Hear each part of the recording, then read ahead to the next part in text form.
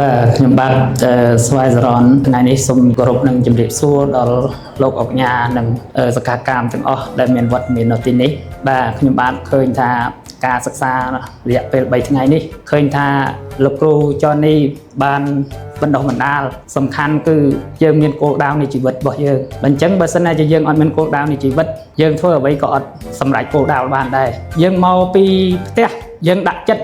ថាយើងជឿជាក់ទៅលើអ្នកដឹកនាំអញ្ចឹងយើងដឹងហើយថាការរៀនរបស់យើងនេះបើសិនណាជាយើងចំណាយពេលមិនរងចាំដោយលោកគ្រូថាអញ្ចឹងណាយើងមកហើយតែយើងមិនរងចាំយើងខ្វះការអត់ធ្មត់តែជីវិតយើងនៅតែតែតមិនបានជោគជ័យទេបើអញ្ចឹងយើងតតែមានការអត់ធ្មត់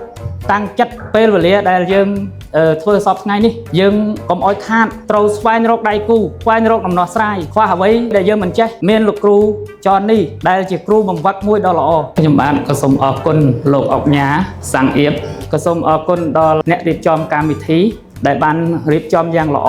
ហើយក៏សូមអរគុណទៅដល់សខាកម្មដែលមានវត្តមាននៅទីនេះពិតជាស្រស់ស្រាយល្អណាស់បាទជាចុងក្រោយនេះសូមអរគុណដល់លោកគ្រូចននេះយ៉ាងខ្លាំងដែលលោកគ្រូជួយបណ្ដុះបណ្ដាលផ្នែកមុខវិជ្ជាទាំងផ្សេងដល់រូបខ្ញុំបាទសូមជូនពរឲ្យលោកគ្រូមានសំណាងល្អសុខភាពល្អនិងសុភមង្គលបាទសូមអរគុណ